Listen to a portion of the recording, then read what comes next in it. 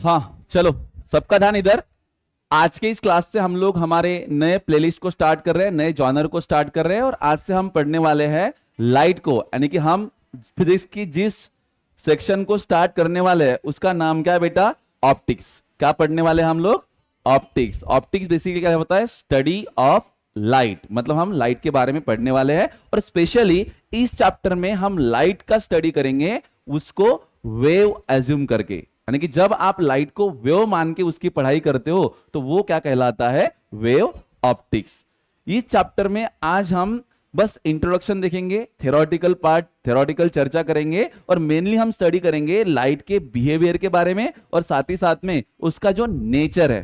क्योंकि जैसे मैंने अभी चैप्टर का हेडिंग आपको बताया, आप लोग समझते हो, मैंने कहा कि भाई चैप्टर में लाइट का स्टडी करेंगे, उसको वेव अज्यूम करके। मतलब यह है कि लाइट का जो नेचर है उसको लेके हमारे पास दो अलग अलग टाइप के परसेप्शन है। कुछ लोगों का कहना यह है कि लाइट जो होती है उसका नेचर पार्टिकल नेचर होता है, यानी कि लाइट पार्टिकल से बनी हुई होती है।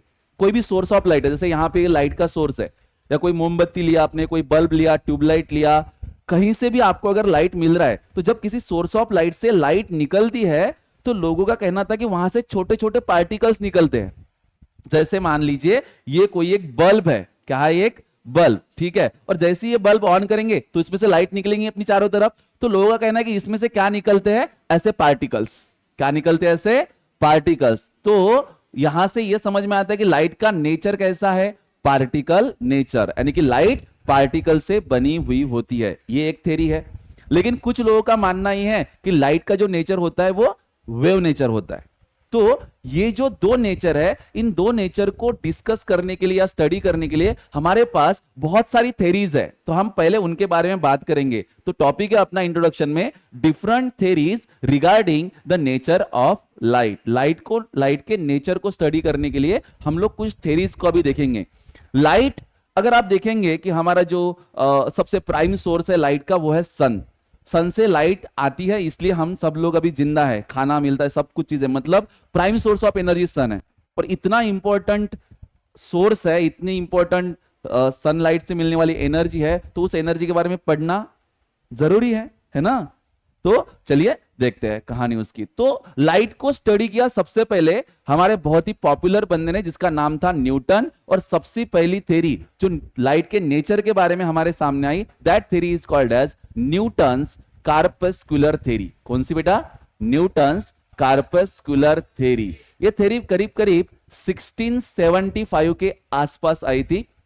और इस थ्योरी के अकॉर्डिंग न्यूटन ने हमको एक्सप्लेन किया कि भाई जो लाइट होता है उसका नेचर जो है वो पार्टिकल नेचर होता है। लाइट का नेचर, लाइट को न्यूटन ने क्या माना? पार्टिकल माना। न्यूटन का कहना था कि कोई भी सोर्स से छोटे छोटे पार्टिकल्स निकलते हैं, उसी पार्टिकल्स को उसने क्या कहा था? कार्पस्कल्स। समझ रहे हो?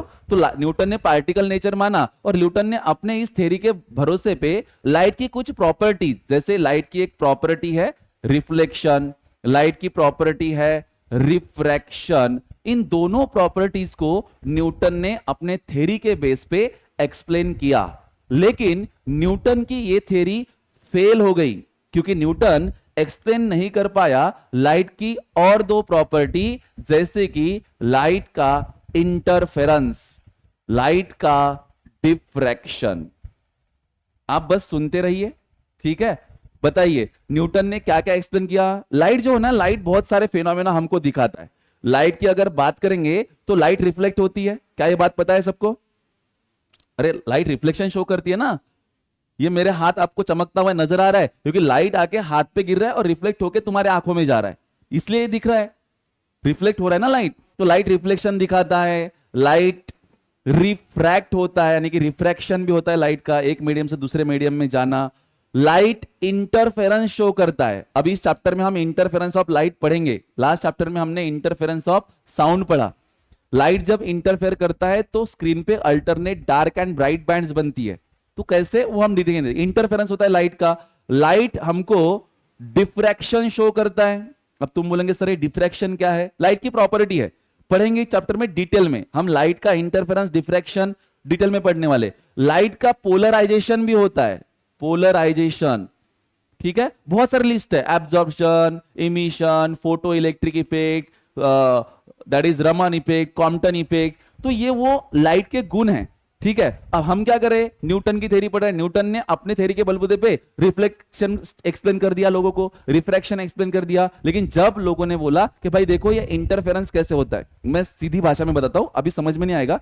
देखो मैंने एक बल्ब लगाया, उजाला हो गया, दूसरा बल्ब लगाया, उजाला हो गया। तो जब दो सोर्स से लाइट इस कमरे में आएगी तो लाइट की जो इंटेंसिटी इस कमरे में तो बढ़ जाएगी, करेक्ट। लेकिन इंटरफेरेंस एक ऐसा फेनोमेना है जिसमें आप दो सोर्स लेते हो और देखते हो कि स्क्रीन पे, जैसे ये दीवार है, मैंने दो सोर्स से लाइट भेजा और दीवार पे तो मुझे ज्यादा इंटेंसिटी मिलनी चाहिए थी, लेकिन नहीं, मुझे कहीं कहीं इंटेंसिटी ज्यादा मिली और कहीं कहीं एकदम इंटेंसिटी जीरो। वो पॉइंट जहां पे इंटेंसिटी जीरो है उसको बोला गया डार्क पॉइंट, और वो पॉइंट जहां पे इंटेंसिटी मैक्सिमम है उसको बोला गया ब्राइट पॉइंट। तो स्क्रीन पे मुझे alternate dark bright, dark bright, dark bright ऐसी बैंड्स मिलती है। अब आप कॉमन सेंस लगा के ये बता सकते हो कि ऐसा क्यों हुआ होगा, क्योंकि जैसे देखो यहां से एकदम सीधा वो कोई पॉइंट होगा तो दोनों वेव्स अगर फेज में मिलेंगी तो वहां पे कंस्ट्रक्टिव इंटरफेरेंस होगा, वो पॉइंट ब्राइट होगा। लेकिन उसके एग्जैक्टली बाजू वाले पॉइंट पे यहां से एक वेव गई, यहां से एक वेव गई, लेकिन दोनों वेव जब आउट ऑफ फेज मिलेंगी तो उस पॉइंट पे तो डिस्ट्रक्टिव इंटरफेरेंस होगा ना, तो वहां पे पॉइंट क्या होगा, डार्क। ऐसा मिला। मग तुम्ही मला का आम्ही तर आयुष्यात लय दिवे लावले, लय लाईट लावले, आम्हाला नाही दिसलं बा कधी भीतीवर अंधार उजीड, अंधार उजीड, दिसलं कधी नाही। पण आता हा एक्सपेरिमेंट साठी काही टर्म्स अँड कंडिशन असतील ना, हा जो बल्ब आहे हा त्यासाठी चालत नाही, किंवा एवढा मोठा सोर्स त्यासाठी चालत नाही। आपल्याला त्याचा एक्सपेरिमेंटल सेटअप पुढे सिलेबस मध्ये बघावा लागेल, पण लाईटचा इंटरफेरन्स म्हणजे काय हे तुम्हाला पुढे समजेल। तर न्यूटन इंटरफेरन्स आणि डिफ्रॅक्शन एक्सप्लेन करू शकला नाही, म्हणून न्यूटनची थेरी काय झाली, फेल।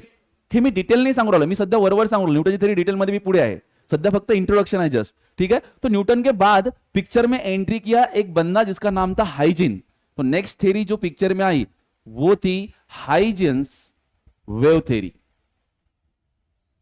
Huygens wave theory. अब थ्योरी के नाम से ही समझ में आता है कि उस हाइजेन ने लाइट को क्या माना होगा, वेव, यानी कोई भी सोर्स में से क्या निकलता है, लाइट वेव के फॉर्म में निकलता है। तो इसने लाइट का कौन सा नेचर एक्सप्लेन किया, वेव नेचर, ठीक है। तो हाइजेन ने अपने थ्योरी के बेस पे, अपने थ्योरी के बलबूते पे लाइट की रिफ्लेक्शन वाली प्रॉपर्टी एक्सप्लेन कर दी, लाइट का रिफ्रैक्शन एक्सप्लेन कर दिया, इंटरफेरेंस एक्सप्लेन कर दिया, डिफ्रैक्शन एक्सप्लेन कर दिया।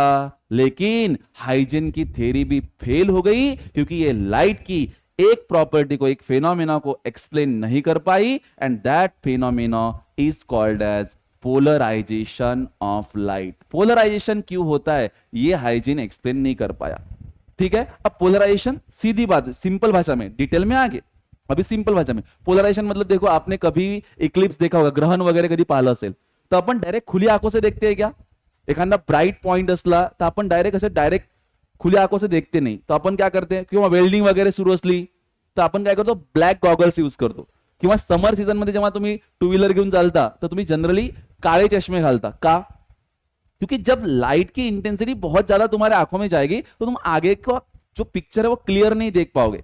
हम ज्यादा इंटेंसिटी ऑफ लाइट हमारे आंखों में जाने नहीं देना चाहते, तो इसके लिए हम ब्लैक चश्मे यूज करते हैं। तो बेसिकली दैट ब्लैक चश्मे आर कॉल्ड एज पोलराइजर। वो जब भी कोई चीज है जिसमें से लाइट पास होगा और इधर से निकलेगा तो लाइट की इंटेंसिटी पहले के कंपैरिजन में कम हो जाएगी, तो लाइट का यहां पे क्या होगा, पोलराइजेशन। देखो मैंने अगर कोई ग्रहण में देख रहा हूं और मैंने एक्सरे की ब्लैक शीट ऐसे बीच में आंखों के और ग्रहण के बीच में लगा के ग्रहण को देखा तो मुझे ग्रहण आधा दिखेगा ऐसा थोड़ी है, दिखेगा पूरा, लेकिन इंटेंसिटी ऑफ लाइट मेरे आंखों में जा रही है वो क्या जा रही है, कम। तो कोई भी चीज को कंप्लीट देखने के लिए, है ना, वहां से अगर बहुत कम रेज भी आए तो भी हमें वो चीज दिखेगी, लेकिन ज्यादा रेज आएंगे तो वो ब्राइट दिखेंगी, कम रेज आएंगे तो वो थोड़ी सी डिम दिखेंगी, डिम दिखेंगी, समझ रहे हो क्या, dim light, it means number of rays कम आ रहे, गेटिंग और नॉट। तो लाइट की इंटेंसिटी को कम करने का मतलब क्या होता है, लाइट का क्या होना, पोलराइजेशन। और ये पोलराइजेशन कैसे होता है ये भाई साहब एक्सप्लेन नहीं कर पाए, इसलिए हाइजेन की थ्योरी भी क्या हो गई, फेल हो गई। ओके, ये थ्योरी करीब करीब आई थी 1678 में। कब आई थी ये, 1678 में। और इसने लाइट को वेव जो माना था वो कौन सी वेव माना था, लॉन्जिट्यूडनल वेव माना था। कौन सी वेव माना था? Longitudinal wave. ठीक है, ओके, चलिए कहानी में आगे बढ़ते हैं। अब अगर ये थ्योरी फेल हो गई तो इसके बाद काफी दिनों तक हाइजीन और that is what, hygiene popular नहीं था, इसलिए हाइजीन की थ्योरी को ज्यादा लोग मानते नहीं थे। लेकिन न्यूटन का तो और ही कुछ अलग था, तो न्यूटन ने बताई हुई चीजें लोग सुने थे, तो न्यूटन की थ्योरी बहुत दिनों तक चली। मतलब हाइजीन आने के बाद भी चल कौन रहा था? न्यूटन। तो काफी सालों तक ये थ्योरी चली, लेकिन इसके बाद पिक्चर में एक एंट्री हुई एक बंदे की जिसका नाम था मैक्सवेल। क्या नाम था? मैक्सवेल। एंड थ्योरी का नाम था मैक्सवेल इलेक्ट्रोमैग्नेटिक थ्योरी। क्या था? Maxwell electromagnetic theory. ठीक है, ये कुछ 1873 के आसपास आई थी। ठीक है, 1873। ओके, अब मैक्सवेल इलेक्ट्रोमैग्नेटिक थ्योरी में मैक्सवेल ने क्या बताया? जो बंदा था अपना हाइजन, हाइजन ने क्या किया था वो एक्सप्लेनेशन में बाद में देता हूं, सीधा हम मेन मुद्दे पे आते हैं। तो इसने क्या किया अपने थ्योरी में? इंटरफेरेंस, देन डिफ्रैक्शन, देन बाकी और रिफ्लेक्शन वो भी उन्होंने एक्सप्लेन किया। लेकिन ये थ्योरी फेल हो गई। ये थ्योरी क्या हो गई? फेल। ये एक्सप्लेन नहीं कर पाई एब्जॉर्प्शन, बेटा बातें नहीं, absorption and emission of light. समझ रहे हो क्या? तो मैक्सवेल की थ्योरी भी क्या हो गई? फेल। मैं सीधा मेन मुद्दे पे आ रहा हूं। मैक्सवेल ने अपने थ्योरी में क्या बताया, किस तरीके से उसने एक्सप्लेन किया अपनी चीजों को, एक पॉइंट और डिस्कस कर लेते चलो।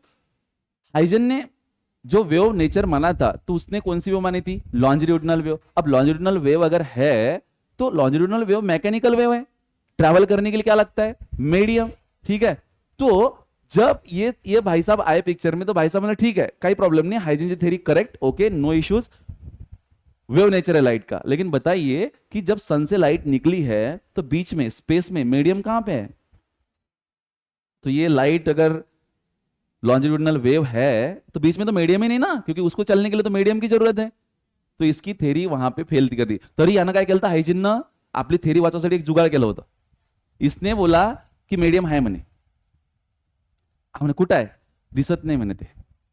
तो उसकी थ्योरी को बचाने के लिए इसने समाज को एक गोली दे दी, यानी कि एक जुगाड़ कर दिया कि वो स्पेस के अंदर या जहां जहां से लाइट ट्रैवल करती है वहां पे एक hypothetical medium, invisible medium present होता है जिसका नाम है ल्युमिनिफेरस इथर। तो म्हणते जर समजा लाइट आता हवेत भी ट्रॅव्हल करत तर हवेत भी ल्युमिनिफरस इथर आहे, लाइट पाण्यात ट्रॅव्हल करू लागला पाण्यात भी ल्युमिनिफरस इथर आहे, लाइट स्पेस मध्ये चालू राहिला स्पेस मध्ये भी काय ल्युमिनिफेरस इथर। लेकिन मॅक्सवेल भाई साहब आहे, मॅक्सवेल म्हणे काही नाही सगळं खोटं आहे म्हणे, याचं काही ल्युमिनिफेरस इथर फितर काही नसते म्हणे। मतलब असं नाही, पण जॉनर सांगू राहिलो तुम्हाला। तो मतलब हाइजन की थ्योरी फेल हो गई, मैक्सवेल भाई साहब भी फेल हो गए कि मैक्सवेल दूसरी जो प्रॉपर्टी है लाइट की वो एक्सप्लेन नहीं कर पाए। इसके सालों बाद फिर पिक्चर में एंट्री किया फिजिक्स के अंदर का one of the most brilliant scientist, और उसका नाम था आइंस्टाइन। ठीक है, तो नेक्स्ट आया आइंस्टीन क्वांटम थ्योरी।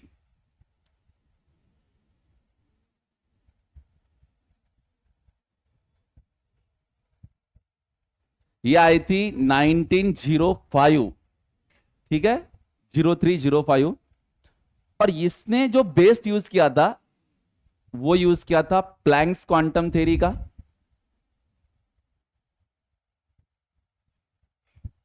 और इसमें लाइट का इसने जो नेचर माना वो कौन सा नेचर माना था? Particle nature. अभी तुम्हारा मॉडर्न फिजिक्स चालू होगा तो मॉडर्न फिजिक्स में तुम्हारी कहानी इस थ्योरी से स्टार्ट होने वाली है। ठीक है, क्वांटम मैकेनिक्स। ठीक है, तो दैट इज पार्टिकल नेचर माना, यानी उसने माना था कि लाइट छोटे छोटे पार्टिकल्स जिसको फोटॉन्स कहते हैं, ठीक है, उससे बनी होती है। तो उस थ्योरी में इसने लाइट का absorption, emission, even photo electric effect ये भी एक्सप्लेन कर दिया। लेकिन ये थ्योरी फेल्ड हो गई क्योंकि ये लाइट का इंटरफेरेंस एंड डिफ्रैक्शन एक्सप्लेन नहीं कर पाई। मतलब यहां से हम लोगों ने ये कंक्लूड कर रहे हैं, देखो अभी इतनी सारी थेरीज आई है, तो क्या हो रहा है कि लाइट की कुछ प्रॉपर्टीज ऐसी है जो लाइट को पार्टिकल मान के एक्सप्लेन की जा सकती है, और लाइट की कुछ प्रॉपर्टीज ऐसी है जो लाइट को वेव मान के अज्यूम की जा सकती है। इसलिए इसके बाद हम सब लोग मिलके सारे सबूतों और गवाहों को मद्देनजर रखते हुए हमारी अदालत इस नतीजे पर पहुंची कि हमने माना कि लाइट का जो नेचर होता है वो कैसा होता है, ड्वेल। ठीक है, तो that theory is called as dual nature theory, that is wave particle duality बोलते हैं उसको। यानी कि हम लाइट के नेचर को इसमें क्या मानेंगे, वेव भी मानेंगे, लाइट के नेचर को हम इसमें क्या मानेंगे, पार्टिकल भी मानेंगे, एंड वेव प्लस पार्टिकल, तो लाइट का नेचर कैसा होता है, वेविकल, तो लाइट का नेचर वेविकल मानना शुरू कर दिया। तो अभी देखो तुम्हें लाइट का किस प्रॉपर्टी को स्टडी करने के लिए यूज करना है, आप उसको वो मानो। जैसे आपको इंटरफेरेंस और डिफ्रैक्शन स्टडी करना है तो आपको लाइट को वेव मानना पड़ेगा, क्योंकि आप इंटरफेरेंस एंड डिफ्रैक्शन को एक्सप्लेन करने के लिए उसको वेव मानोगे तभी एक्सप्लेन कर सकते हो। लेकिन आपको अगर फोटो इलेक्ट्रिक इफेक्ट एक्सप्लेन करना है तो आपको लाइट को क्या अज्यूम करना पड़ेगा, पार्टिकल।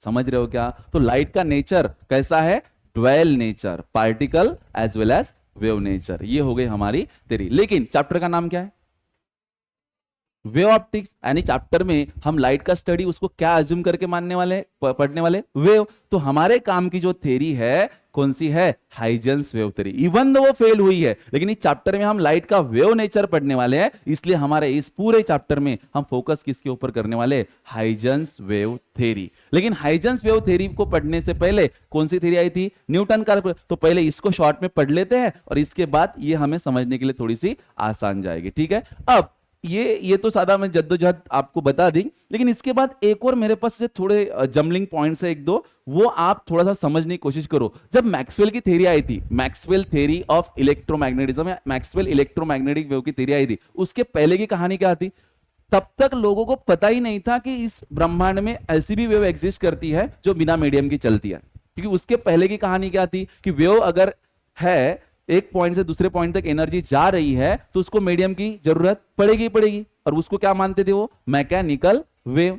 तो मतलब मैकेनिकल वेव ही एग्जिस्ट करती थी। लेकिन मैक्सवेल वो बंदा था जिसने बताया कि नहीं भाई नहीं, सिर्फ मैकेनिकल नहीं, ऐसी भी वेव एग्जिस्ट करती है इस ब्रह्मांड में जो बिना मीडियम की ट्रेवल कर सकती है, और उसी वेव को उसने क्या माना, इलेक्ट्रोमैग्नेटिक वेव। तो उसने इलेक्ट्रोमैग्नेटिक वेव का कॉन्सेप्ट क्या बताया कि electromagnetic waves consist of sinusoidal time varying electric and magnetic field. जैसे कि लाइट को हमने इलेक्ट्रोमैग्नेटिक वेव कहा था क्योंकि उसने वाइब्रेशन किस चीज के होते हैं, इलेक्ट्रिक एंड मैग्नेटिक फील्ड के। अगर आप देखेंगे यहां पे इस डायग्राम में, ठीक है, तो वर्टिकल डायरेक्शन में एक मैग्नेटिक फील्ड कंसीडर करो एंड हॉरिजॉन्टल डायरेक्शन में क्या कंसीडर करो, इलेक्ट्रिक फील्ड। तो इसमें ये कुछ इस तरीके के आपको वेव्स मिलेगी। तो ये हो गई आपकी,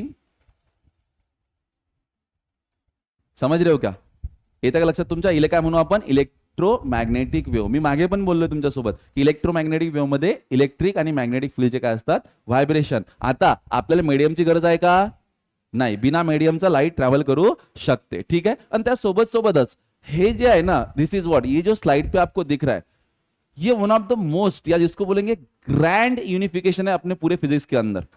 युनिफिकेशन म्हणजे फिजिक्सचं पहिल्यापासून असं बिहाइंड द माइंड किंवा आपल्या डोक्यात असं असतं की आपण गोष्टींचं वेगवेगळं नॉलेज करून ठेवायची आपली इच्छा नाहीये. आपलं म्हणणं आहे की सगळ्या गोष्टी एका लॉनं किंवा कमीत कमी गोष्टींना एक्सप्लेन करता आल्या पाहिजेत. तर मॅक्सवेलचे काही इक्वेशन जसं गॉस लॉ इन इलेक्ट्रोस्टॅटिक्स, त्यासोबतच गॉस लॉ इन मैग्नेटिज्म किंवा फैराडेज लॉ आणि एम्पियर्स मैक्सवेल लॉ, हा थोड़ा ये तोड़ मरोड़ के बनाया हुआ है थोड़ा, लेकिन अभी सिलेबस में आपके इनमें से कुछ बाकी होगा, कुछ हुआ होगा. ठीक है, तर हे जे लॉज आहेत या लॉजच्या भरोशावर त्यानं हे एक्सप्लेन केलं की यस, लाईटला ट्रॅव्हल करण्यासाठी, लाईटला एका ठिकाणाहून दुसऱ्या ठिकाणी जाण्यासाठी मीडियमची गरज नाही.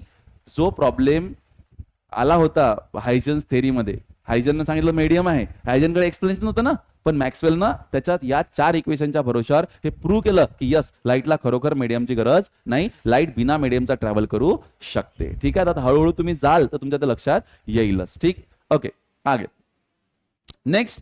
अब देखो इलेक्ट्रोमैग्नेटिक वेव, जैसे मान लो सन से जो लाइट आ रही है, ठीक है, तो सन से जो लाइट आती है हमको दिख रही है, तो हम खाली उस पूरे लाइट का इतना ही स्पेक्ट्रम देख सकते हैं, उसको बोलते हैं विजिबल स्पेक्ट्रम. जैसे बा आता ही एक वेव आहे आणि या वेव मध्ये जर तुम्ही पाहिलं असेल तर जे वेवलेंथ आहे ते मोठी मोठी होत चालली, वाढत चालली. शुरू में वेवलेंथ कैसी है, कम, और धीरे धीरे वेवलेंथ क्या होती जा रही है, बढ़ रही है। वेवलेंथ का बढ़ना मतलब फ्रीक्वेंसी का क्या हो रहा है, कम। ठीक है, तो यहां पे देख सकते हो आप। और अगर वेवलेंथ ज्यादा है तो एनर्जी क्या होगी, कम, क्योंकि हमें पता है V इज इक्वल्स टू हमारे पास n लैम्बडा होता है, लैम्बडा का n के साथ इनवर्स रिलेशन है, बराबर है ना। तो अगर लैम्बडा ज्यादा है तो फ्रीक्वेंसी क्या होगी, कम, तो एनर्जी भी क्या होगी वेव के पास, कम। अब अगर मान लो यहां पे फ्रीक्वेंसी ज्यादा है तो एनर्जी भी क्या होगी इस वेव के पास में ज्यादा। तो हम क्या करेंगे, इस पूरे वेव में हमने इतू सा पार्ट लिया, ये हमारा क्या है, विजिबल स्पेक्ट्रम। म्हणजे सूर्यापासून लाईट येत आहे, आपण सर्व तो लाईट आपल्याला दिसते त्या लाईट मुळे, तो कोणता स्पेक्ट्रम है, फक्त विजिबल। आप सिर्फ उसी लाइट को देख सकते हो जिसकी वेवलेंथ 4000 एंगस्ट्रॉम यूनिट से लेकर के 7800 एंगस्ट्रॉम यूनिट के बीच में है, या रफली आप इसको 400 टू 700 नैनोमीटर इस नंबर में ध्यान रख सकते हो। ठीक है, इसको सीधा आप ऐसा कर दो। ठीक है, तर मग 400 नॅनोमीटर ते 700 नॅनोमीटर याच्यामध्ये ज्या लाइटची वेवलेंथ है तोच लाइट तुम्ही डोळ्यांना पाहू शकता। जैसे आपको रेड लाइट दिख रहा है अभी उस चेयर का, या फिर आप व्हाइट लाइट देख रहे हो। White light is what, basically it is the combination of all the colours. Sun से जो लाइट आ रही है उसमें सभी वेवलेंथ प्रेजेंट है, इसलिए वो व्हाइट है। कोई ब्लैक कलर है तो वहां से कुछ भी लाइट नहीं आ रहा, इसलिए वो ब्लैक कलर है। रेड लाइट है तो वहां से वेवलेंथ तो सारी आ रही है, लेकिन ज्यादा क्वांटिटी में कंट्रीब्यूट कौन कर रहा है, रेड, तो विजिबल है। लेकिन यूवी रेज, आपने UV rays, X rays, gamma rays है ना, एक्सरे मशीन पाले तुम्हें, अगर बोन्स वगैरह कभी ब्रेक होंगे तो एक्सरे मशीन में वो लाइट आके इंसिडेंट होता है, लेकिन तुम देख थोड़ी सकते हो उसको। रेडियो वेव्स, हमारे फोन का सिग्नल हम देख थोड़ी सकते हैं उसको, नहीं, वो विजिबल नहीं है हमें, लेकिन वो है तो लाइट ही।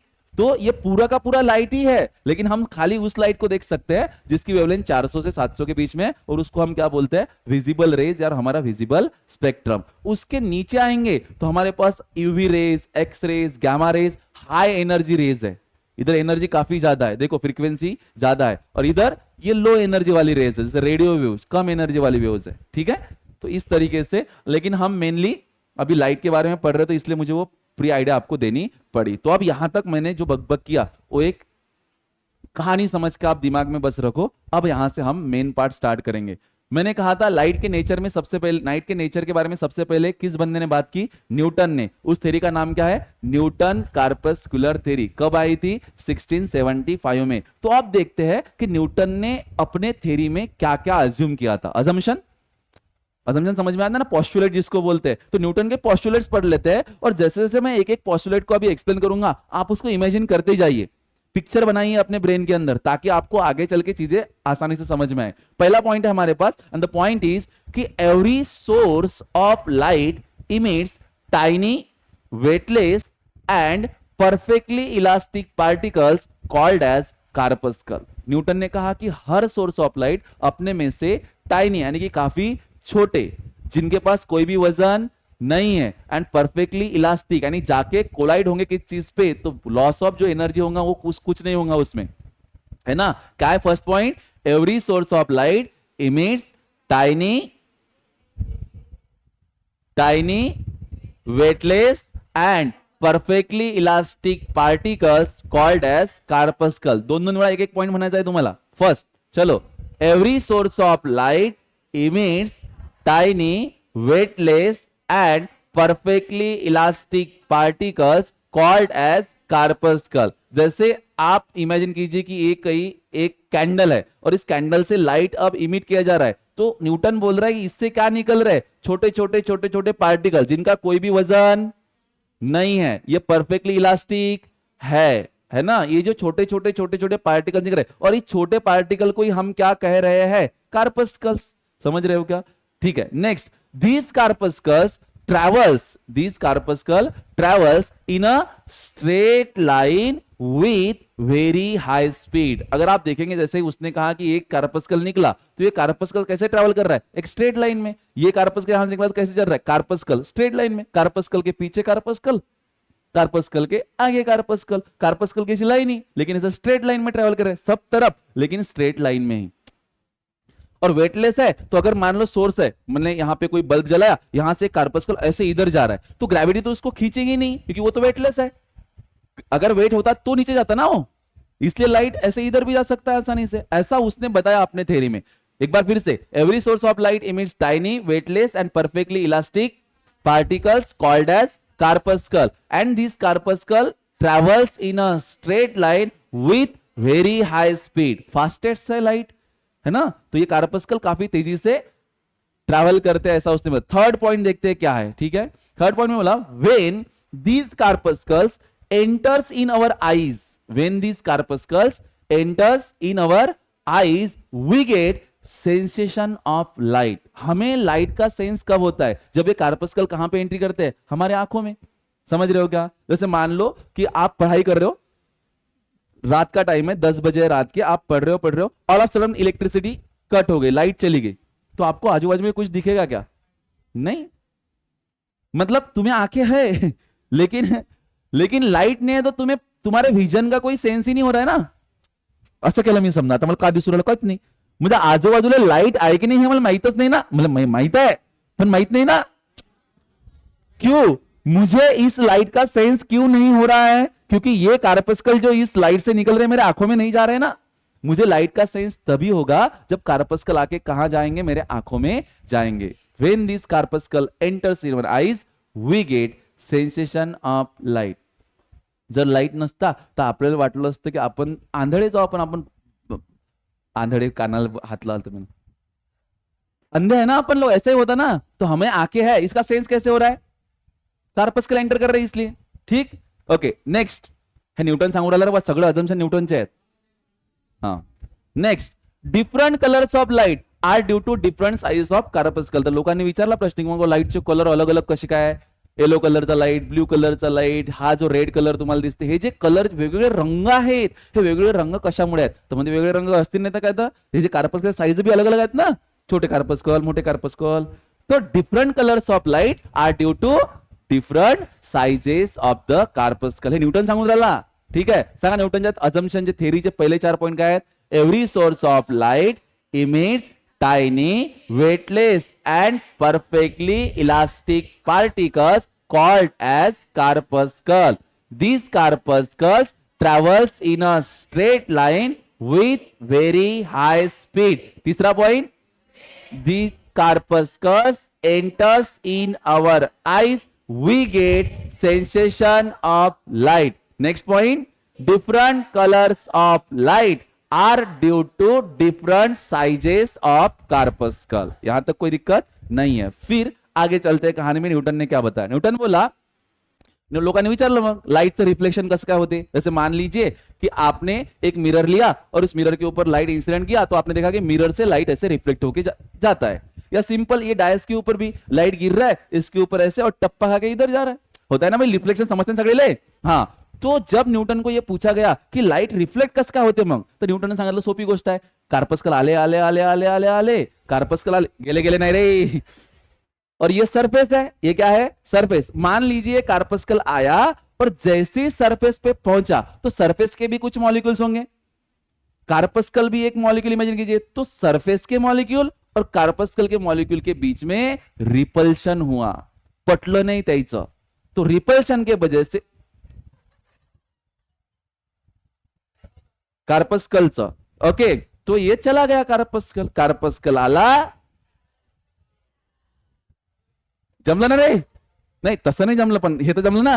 हाँ, तो ओके, तो reflection of light occurs due to force of repulsion between particles of reflecting surface and corpuscle. हा जो रिफ्लेक्टिंग सरफेस आहे याचे पार्टिकल आणि कार्पस्कल यांच्यामध्ये रिपल्शन झालं, म्हणून राईट रिफ्लेक्ट झाला म्हणते। असं कोण सांगितलं? हे न्यूटनचे काय होते? अजम्पशन, ठीक आहे। Next 6 point, refraction. मग लोकांनी म्हटलं ठीक आहे, रिफ्रैक्शन हा कसं काय होते? रिफ्रैक्शन माहिती है तुम्हाला? लाइट आती है, एक ट्रांसपेरेंट मीडियम में लाइट चल रही है और दूसरे ट्रांसपेरेंट मीडियम में एंट्री किया लाइट ने। समझ रहे हो क्या? जैसे कि लाइट आया, पानी के सरफेस पे गिरा, तो पानी में भी तो चला जाता है। तो एक मीडियम में दूसरे मीडियम में लाइट गया, मग लोकांनी विचारलं, हे स्टोरी मी बनवून राहिलो बरं, पटकन समज हे कर, ठीक। तो ऐसा कैसे हुआ? लाइट रिफ्लेक्ट होना चाहिए था, ये रिफ्रैक्ट कैसे हुआ? तो refraction of light occurs due to force of attraction between particles of refracting surface and corpuscle. मान लीजिए यहां पे ये पानी का सरफेस है, या केस मध्ये पाण्याचा सरफेस है, और मानो ये कार्पस्कल आया, तो ये कार्पस्कल अंदर क्यों चला गया? क्योंकि इस सरफेस के पार्टिकल और उस कार्पस्कल में क्या हुआ होगा? अट्रैक्शन। तो अट्रैक्शन की वजह से रिफ्लेक्शन हुआ। पहले केस में क्या था? पहले केस में अगर बातें नहीं, पहले केस में वो कार्पस्कल आया, ऐसे आया और टप्पा खा के वापस चला गया, क्योंकि ये सरफेस का पार्टिकल और उसमें क्या हुआ था? रिपल्शन। तो उसने रिफ्लेक्शन भी एक्सप्लेन किया, रिफ्रैक्शन भी एक्सप्लेन किया, और किस चीज के बलबूते पे? इंटरमोलिकुलर अट्रैक्शन एंड रिपल्शन के बलबूते पे। ठीक है, नेक्स्ट भाई साहब ने क्या बोला? Velocity of light in denser medium is greater than velocity of light in rarer medium. देखो, न्यूटन था मास प्रेमी, न्यूटनने इतक्या अलग अलग ब्रांच मध्ये काम केलं, पण मासचा हात कधीच नाही सोडला. तो लाईटात आला पण तरी मास घेऊन आला. त्याचं म्हणणं होतं की लाइट, आता देखो न्यूटन ने इसके पहले क्या स्टडी किया था? साउंड. साउंड में पढ़ाई किया था, साउंड की स्पीड के बारे में बात की. तो जैसे हम सब जानते हैं कि साउंड सॉलिड में ज्यादा स्पीड से ट्रैवल करता है एज कंपेयर टू लिक्विड या फिर गैस. क्लोजली पैक असतात मॉलिक्यूल्स, तो स्पीड साउंड की सॉलिड्स में ज्यादा होती है. तो इसको लगा लाइट भी सॉलिड में ही ज्यादा स्पीड से ट्रैवल करता है. इसने बोला velocity of light denser medium में ज्यादा होती है, जो कि हमें अभी पता है प्रैक्टिकली ऐसा नहीं होता. लाइट रेअरर मीडियम में ज्यादा स्पीड से ट्रॅव्हल करते. बट त्याला तसं वाटलं, त्याला थेअरीमध्ये सांगितलं, कारण हे काय होतं? अजम्पशन. अजम्पशन म्हणजे आपल्याला माहित नसतात ह्या गोष्टी खऱ्या आहेत की खोट्या. आता आपण लय काही काही गोष्टी अज्युम करतो, पण मग त्या खऱ्याच होतात का? नाही. तर न्यूटनने मी ही गोष्ट अज्युम केली, पण ते खरी झाली. समजून आलं का तुम्हाला? ओके, बताओ पहले 4 अजम्पशन क्या थे? करेक्ट. दूसरा, अरे करेक्ट. तिसरा चौथा तर तुम्हाला माहितच आहे, आणि 5वा 6वा 7वा तर स्क्रीनवरच आहे. नेक्स्ट, पुढे. ठीक है, आगे बढ़ते हैं. अब इस थ्योरी का फायदा क्या है? मिनिट्स. हे जे इतकं स्पष्ट तुम्हाला दिसून राहिलं, दिसून राहिला? तुम्हाला काय वाटते? तो जो एवढा कॉन्फिडन्स गोल केला, आम्हाला काय दिसलं होतं का ते? माय बी अजम्पशन सुरू आहे की मिनिट्स अतिच अशीन.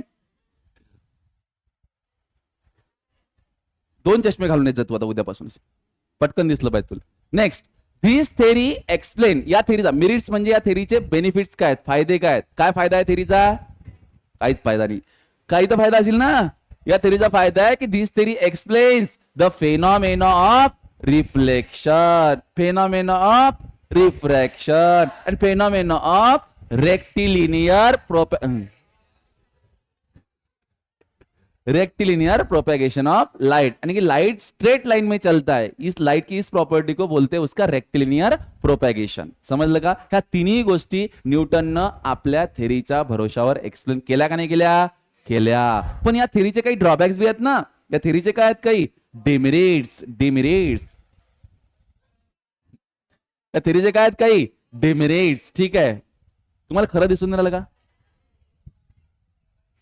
इथून काहीच नाही सुरल का? इकडून बस तू. मग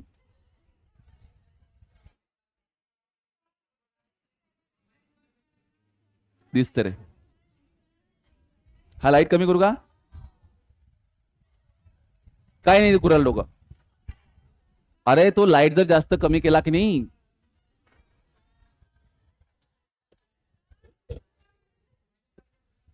हा तोच मी बरोबर आलो. हा, तर लक्ष द्या सर्वांनी. ड्रॉबॅक सांगतो, माय नाही हे याचे. Okay, this theory could not explain partial reflection and partial refraction of light when incident on a transparent medium like glass or water. Newton हे गोष्ट एक्सप्लेनच करू शकला नाही की समजा माझ्याकडे एखादा ट्रान्सपरंट मीडियम आहे, हवेतून लाईट आला आणि पाण्याच्या सरफेस वरती जर इन्सिडेंट झाला तर तिथं काय होऊन राहिलं? लाईट रिफ्लेक्ट बी होऊन राहिला, कारण पाण्याच्या सरफेसवरून लाईट रिफ्लेक्ट होते आणि पाण्यात रिफ्रॅक्ट बी होते. तर न्यूटनले लोकांनी म्हटलं की तू एक सांग, एक तर रिपल्शन होईल, एक तर अट्रॅक्शन होईल. ऍट ए टाइम दोन्ही गोष्टी कशा काय उरायल्या? समजलं का? तर न्यूटन पार्शियल रिफ्लेक्शन आणि पार्शियल रिफ्रॅक्शन एक्सप्लेन करू शकला नाही. न्यूटनच काय हे, नाही नाही एक्सप्लेन करतो पुढे मी, ठीक आहे. ओके, एक्सपेरिमेंटली दुसरा पहिला ड्रॉबॅक समजला, तो काय नाही एक्सप्लेन करू शकला. पहिला ड्रॉबॅक काय न्यूटनच्या थेरीचा, तो काय नाही एक्सप्लेन करू शकला, पार्शियल रिफ्रॅक्शन. Very good. दुसरा एक्सपेरिमेंटली जेव्हा एक्सपेरिमेंट केल्या गेले, okay, it is found that velocity of light in rarer medium is greater than in denser medium. जेव्हा प्रॅक्टिकली स्टडी केला गेला तर लाईटची स्पीड, भाऊनं काय सांगितलं तर कुठे जास्त आहे, डेन्सर मध्ये, पण एक्सपेरिमेंटली काय फाउंड झालं की रेअरर मध्ये जास्त आहे. म्हणजे हे थेरी तिथं पण सुद्धा काय झाली, फेल झाली. नेक्स्ट तिसरा ड्रॉबॅक आहे थेरीचा, this theory could not explain the phenomena like interference, diffraction and polarization of light. कारण हे फेनॉमिना एक्सप्लेन करण्यासाठी लाईटला काय अज्युम करावं लागतं, वेव्ह, आणि यानं काय अज्युम केलं होतं, पार्टिकल. म्हणून लाईटच्या या फेनॉमिनाला हा एक्सप्लेन करू शकला नाही. डिफ्रॅक्शन म्हणजे पुढे शिकवूनच ना मी, तर काय येतं तुम्ही फक्त लक्षात घ्या की एक्सप्लेन करू शकला. समजलं का, थेरी झाली. पण सर्वात मोठा प्रॉब्लेम या थेरीचा हा होता की न्यूटननं सांगितलं होतं की कुठल्याही सोर्स मधून छोटे छोटे पार्टिकल निघतात, है ना, लाईट निघते. म्हणजे आता समजा इथून लाईट निघत आहे, त्यातून छोटे छोटे छोटे छोटे छोटे छोटे काय निघून राहिले, पार्टिकल. जर मग हे गोष्ट खरी अशी, जर हे गोष्ट खरी, तर काही वर्षानंतर हा जो सोर्स ऑफ लाईट आहे याचं मास जरा सुद्धा कमी व्हायला पाहिजे होतं. जसं फॉर एक्झाम्पल तुम्ही एखादा बल्ब आणला, ठीक आहे, एखादा बल्ब आणला, तर तुम्ही 2 वर्ष 3 वर्ष 4 वर्ष जितके वर्ष जर वापरला, काही दिवसांना मास कमी व्हायला पाहिजे होतं ना, रिडक्शन इन मास व्हायला. सूर्य, सन से लाइट निकल रहा है, मतलब छोटे छोटे पार्टिकल निकल रहे हैं, तो सन का कुछ तो मास कम होना चाहिए, तो जरा सा लोड व्हायला पाहिजे होतं. ते झालं तुम्हाला का माहिती, तुम्ही का गेलते का तो टी, अबे अजम्पशन आहे ते प्रॉब्लेम झालं. ठीक आहे, काय म्हणते बा, as light consist of tiny particle, emission of light from a source should cause reduction in mass. अगर पार्टिकल्स निकल रहे हैं तो उस सोर्स का मास क्या होना चाहिए था, रिड्यूस होना चाहिए था. क्या आणला तर मोठा होता पण 2 वर्षांना झिरोच झाला बल्ब डायरेक्ट, असं होते का, नाही, तसं होत नाही. ठीक है, तो इसलिए ये थेरी फेल होगी, source of light, but it is not true. तो मास में कोई रिडक्शन होता नहीं है, इसलिए न्यूटन की थेरी क्या हो गई भाई साहब, फेल. न्यूटन ने काय सांगितले ते अजम्पशन समजलं और का फेल झाली तेही समजलं. ओके, ठीक. तो इस थेरी के बाद में, इस थेरी में थोड़ा सा करेक्शन करने के बाद हमारे पास नई थेरी आई और इसी थेरी को हमें प्रोपेगेट करना है पूरे चैप्टर में. तो थेरी का नाम है Huygens wave theory of light. अब हाइजन ने क्या माना, उसने क्या माना था, हर सोर्स से क्या निकलते हैं, छोटे छोटे पार्टिकल. इसने क्या माना, every source of light emits longitudinal wave in all possible direction. इसने कहा अगर कोई भी सोर्स ऑफ लाइट है तो वो अपने में से क्या इमिट करेगा, वेव्स. वेव्स, आणि कोणत्या वेव्स, लॉन्जिट्यूडनल. हे डायग्रामॅटिकली जरी ट्रान्सफर दिसत असल्या तरी त्यानं लॉन्जिट्यूडनलच म्हटलं होते, लक्षात घ्या. ठीक आहे, तर कुठल्याही सोर्स मधून ऑल पॉसिबल डायरेक्शन, जिकडे त्याला शक्य असेल. हेअरस्टाईल नाही बरे, तुम्हाला वाटू राहिलं घुमून राहिला काय सोर्स. ठीक है, तो ये मान लो कोई भी सोर्स है, ठीक है, तो सोर्स से जब लाइट निकल रहा है तो किसके फॉर्म में निकल रहा है, वेव्स के फॉर्म में. चलो बताओ, फर्स्ट अजम्पशन क्या था हायजन का, परत एकदा, हे अजम्पशन आहेत, अजम्पशन हे खरेच होतील असं. आता आपण भी कधी कधी काही गोष्टी अज्युम करत, हा, तर याच्या थेरीचे, याच्या अजम्पशन मध्ये सुद्धा काही खरे होतील, काही खोटे राहतील. म्हणून का हायजननं टेन्शन घेतलं का, न्यूटननं टेन्शन घेतलं का, आपण टेन्शन घ्यायला पाहिजे का, त्यांनी घेतलं ना आपण. ओके, तो चलो पहला, second point, these waves travel with uniform velocity in a homogeneous medium. यानी कि एक ही मीडियम है, अगर लाइट हवा में चल रहा है तो उसकी स्पीड उस पर्टिकुलर मीडियम में क्या रहेगी, यूनिफॉर्म यानी कांस्टेंट रहेगी. हाँ, अगर मीडियम बदलेगा हो तो स्पीड बदलेगी. अरे वेव आहे ना ते, आणि वेवची स्पीड मीडियम बदललं की बदलते. पण जोपर्यंत होमोजेनियस मीडियम है, म्हणजे एकच मीडियम है, जैसे एयर तो एयर, तो तब तक कि वो स्पीड कैसी रहेगी, सेम. पानी में एंट्री किया तो पानी में भी कैसी रहेंगी, सेम. लेकिन हवा और पानी की कंपेयर करेंगे तो वो तो अलग अलग रहेंगी.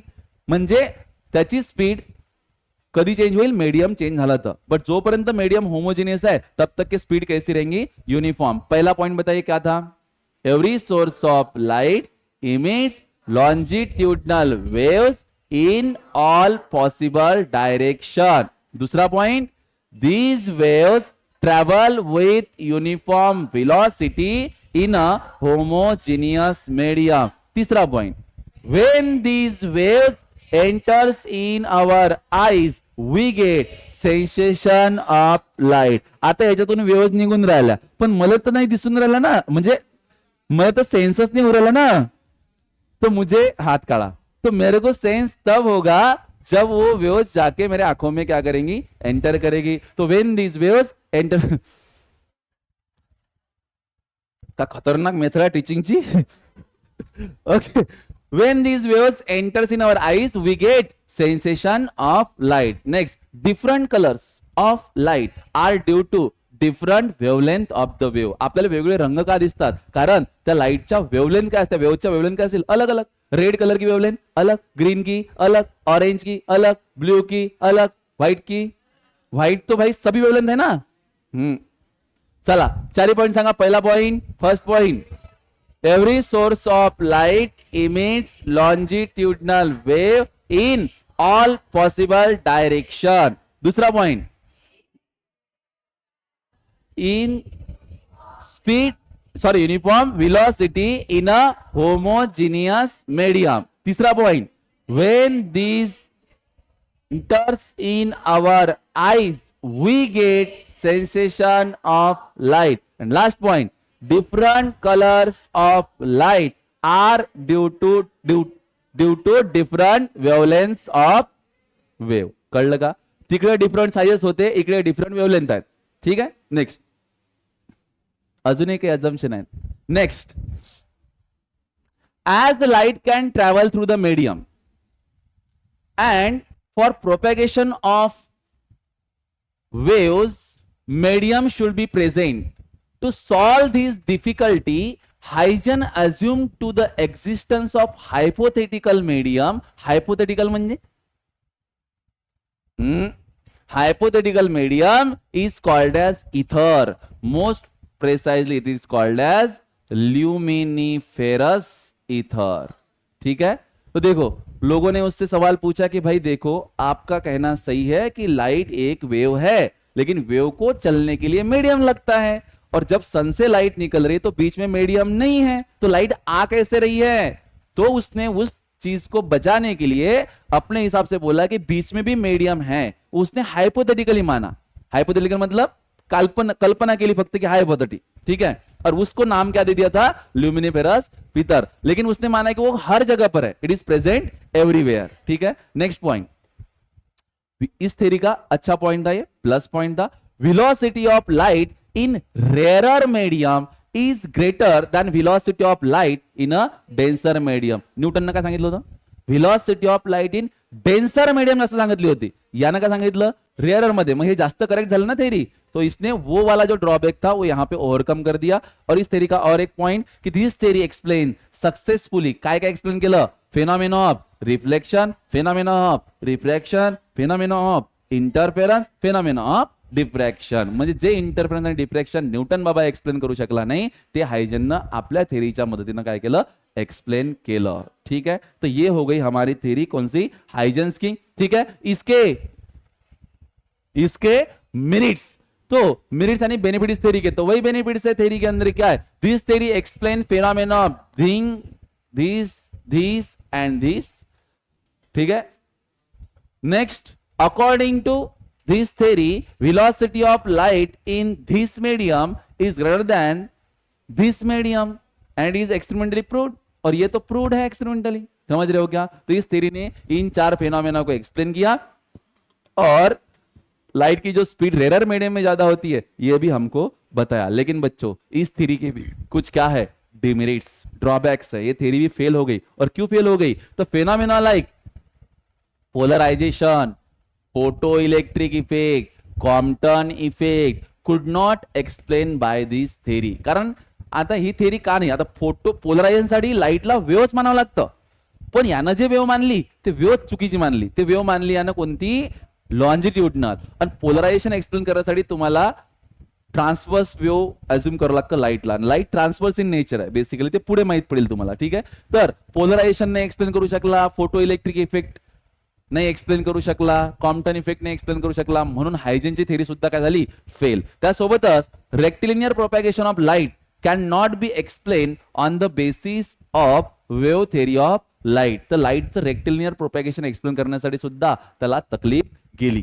इथं लक्षात तुमच्या. तर अशा पद्धतीनं हे थेरी सुद्धा काय झाली, फेल. पण तरी हे थेरी फेल झाली असली तरी मी तुम्हाला या चॅप्टरमध्ये लाईटचं रिफ्लेक्शन, लाईटचं रिफ्रॅक्शन, लाईटचा इंटरफेरन्स आणि लाईटचं डिफ्रॅक्शन ह्या 4 प्रॉपर्टी हायजेन थेरीच्या भरोशावर एक्सप्लेन करणार आहे आणि पूर्ण डिटेलमध्ये एक्सप्लेन करणार आहे. सोबत सोबत लाईटचं जे पोलरायझेशन आहे हा कॉन्सेप्ट सुद्धा तुमच्या सिलेबसला आहे. पोलरायझेशन ऑफ लाईट याचे 2 लॉ आहेत आपल्याला, एक ब्रिवेस्टर लॉ आहे आणि एक मेलस लॉ आहे. ठीक आहे, हे 2 लॉ सुद्धा आपण पोलरायझेशन मध्ये शिकणार आहोत. आणि शेवटी शिकणार आहोत आपण ऑप्टिकल इन्स्ट्रुमेंट. ऑप्टिकल इन्स्ट्रुमेंट म्हणजे तुम्ही मायक्रोस्कोपचा स्टडी करणार, सोबत सोबत टेलिस्कोपचा स्टडी करणार आणि वेव्ह ऑप्टिक्स खतम.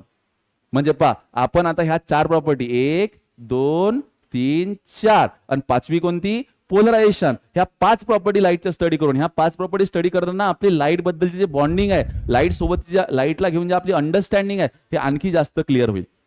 कारण सध्या आपल्याला लाईट बद्दल काहीच माहित नाही. आणि सोबत सोबत चांगली गोष्ट अशी आहे की तुमचं मॉडर्न फिजिक्स बी सुरू होऊन राहिलं. तर मॉडर्न फिजिक्स मध्ये जे पहिलं चॅप्टर आहे 12 nature of light and radiation, त्याच्यामध्ये सुद्धा लाईटचा जो कॉन्सेप्ट आहे फोटॉनच्या फॉर्म मध्ये सर एक्सप्लेन करतील. तर तिथं सुद्धा तुम्ही लाईटचा स्टडी करत आहे असं तुम्ही म्हणू शकता. तिथं तुम्ही फोटो इलेक्ट्रिक इफेक्ट स्टडी करणार आहे. म्हणजे तुम्ही लाईटचे ह्या 5 फेनॉमेना आणि सोबत 6वा फोटो इलेक्ट्रिक इफेक्ट अशा 6 प्रॉपर्टी स्टडी करणार. म्हणजे लाईटचं तुमचं सगळी अंडरस्टँडिंग काय होईल आता येत्या काही दिवसात क्लिअर होईल, 15 दिवसामध्ये.